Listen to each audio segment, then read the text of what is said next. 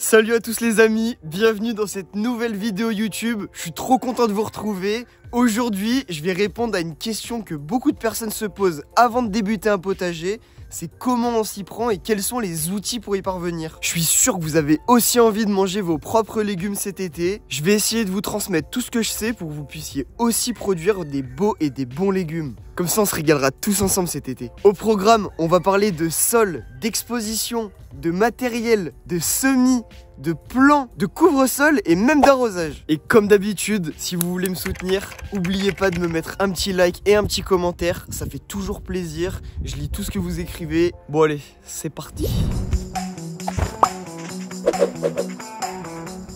Les amis, pour cultiver nos légumes, on va avoir besoin d'un support de culture. Et il peut y avoir plusieurs cas qui s'offrent à nous. Par exemple, on peut avoir un jardin fertile et dans lequel on va simplement avoir besoin de préparer notre sol et de cultiver dedans. Bon, je te vois venir, tu vas me dire Goran, t'es bien mignon, mais comment on fait pour savoir si un sol il est fertile ou non? Pour savoir si ton sol est réellement fertile ou non, il y a quand même quelques indicateurs qui peuvent te permettre de te donner la puce à l'oreille. Premièrement, t'as un jardin qui est là depuis très longtemps, il y a une belle biodiversité, tu remarques qu'il y a beaucoup d'insectes, qu'il y a beaucoup de plantes différentes. C'est un bon indicateur qui t'indique que t'as potentiellement un sol très fertile. Deuxième cas de figure, t'as une maison avec un jardin récent, la terre a été amenée, il est donc possible qu'elle soit dépourvue de fertilité. Ton sol, il est exactement comme toi, il a besoin de manger. C'est pourquoi les sols qui ont été artificialisés sont dépourvus de fertilité parce que du coup, ils n'ont pas de vécu. Il n'y a pas d'herbe qui a été coupée au-dessus, donc qui ne s'est pas décomposée, il n'y a pas eu de feuilles mortes. Et au final, du coup, c'est ça qui fait qu'on n'a pas de fertilité dedans. Dans le cas où tu estimes que ton sol est suffisamment fertile, tu peux directement préparer ton sol et cultiver dedans. Une fois la terre préparée, tu pourras directement y mettre des petits plants et espérer avoir de beaux légumes pour cet été. En revanche, si ton sol est dépourvu de fertilité et est carrément intravaillable parce qu'il a par exemple trop de cailloux, je te conseille de partir sur des bacs de culture hors sol. On appelle ça aussi des bacs de culture en lasagne. On va y mettre des étages de matière organique en partant d'une matière organique très grossière comme par exemple du bois et en remontant jusqu'à avoir du terreau. Mais ça, je vous l'expliquerai dans une prochaine vidéo.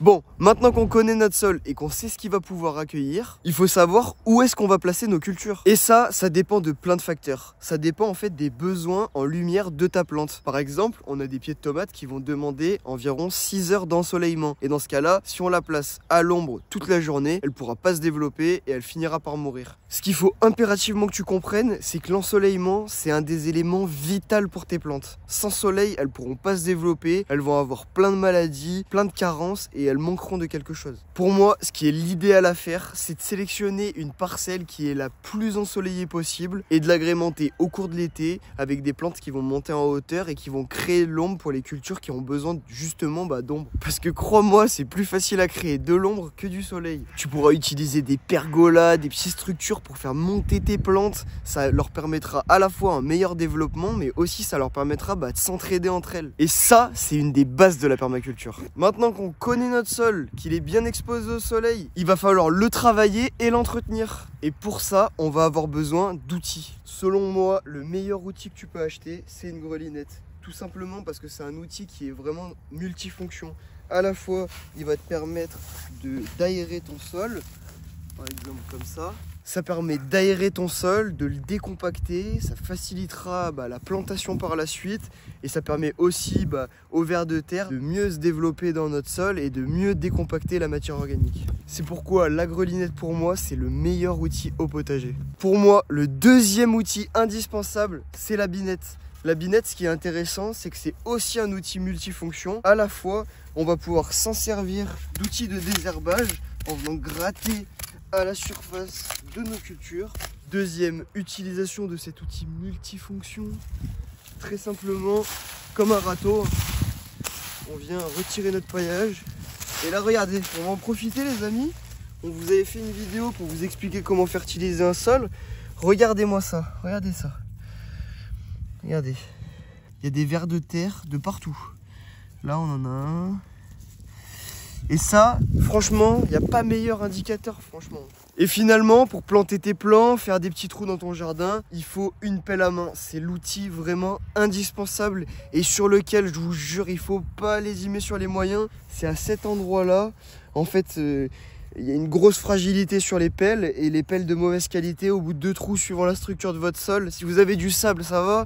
Mais chez moi par exemple, c'est un petit peu argileux. J'ai cassé des dizaines de pelles et j'ai pris ça et maintenant c'est terminé, il n'y a plus de problème. Mais il vous faut aussi des petits pots. Et c'est là qu'on va faire notre transition sur les semis et les plants. Parce que dans les pots, on réalise les semis, on réalise les repiquages, les bouturages. Pour avoir des légumes et des fruits, ça part d'une graine. Ce que j'ai l'habitude d'utiliser et que je préconise, c'est l'utilisation de semences reproductibles biologiques et libres de droit. Je m'explique. Semences biologiques, ça veut dire qu'elles ont le label bio. Deuxièmement, reproductibles et libres de droit, ça veut dire que ces semences, tu vas pouvoir les planter, avoir un plant qui va te donner un fruit par exemple, ou une fleur sur laquelle tu vas récupérer les graines. Et ces graines, tu peux légalement les récupérer et les ressemer l'année d'après. Contrairement à des graines qui ne sont pas reproductibles et donc pas libres de droit. Concernant le semencier, il en existe une multitude. Personnellement, j'utilise les semences de chez Cocopelli depuis un bon moment et j'en suis super satisfait. Il en existe plein d'autres, il faudra juste faire attention au taux de germination et à la provenance des semences. On est en début de saison, au mois de janvier, c'est la période où c'est un peu creux, on n'a pas énormément de choses à faire, c'est beaucoup de préparatifs finalement. Maintenant, il y a quand même des choses qui sont potentiellement plantables, par exemple de l'ail, mais c'est aussi le moment, par exemple, de faire ses propres plants. En janvier, on peut démarrer les semis de printemps, par exemple de salade, mais aussi les choux qui arriveront beaucoup plus tard dans la saison. On pourra aussi semer des aromatiques comme par exemple du persil ou de la ciboulette. Mais le gros de la saison, là où on a des multitudes de plants à semer, c'est au mois de mars, début mars, fin février pour ceux qui sont dans les régions les plus chaudes comme par exemple dans le sud. C'est là qu'on va faire tout le gros de la saison, on va avoir une multitude de semis, ça va être trop bien. Le jardinage, ça demande de la patience. Donc ne sème pas trop tôt parce que tu risques de le regretter. Au final, tes plants ils vont végéter et ils produiront que dalle. Tes semis, tu peux les réaliser dans une serre ou même au bord de ta fenêtre. Ça va te permettre d'avoir de la chaleur et de pas avoir de grosses variations de température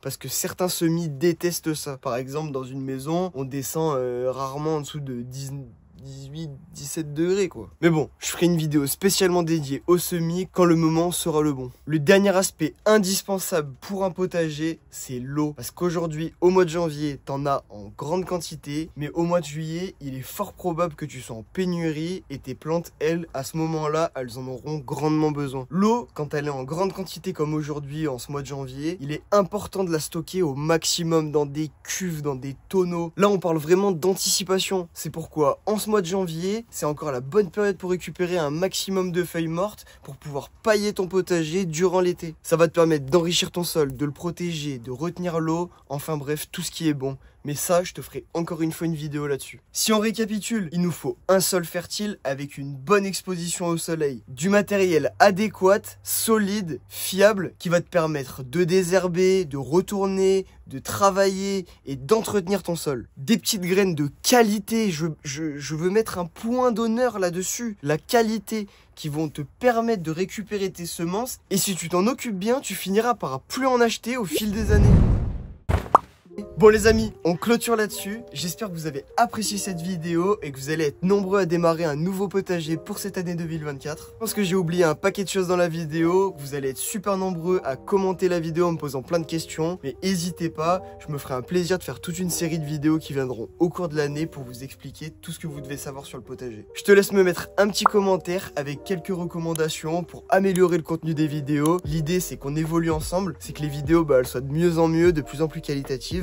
Donc n'hésitez pas à me dire tout ce que vous pensez. On se laisse là-dessus les amis. Et surtout, n'oublie pas de t'abonner avant que je te siffle.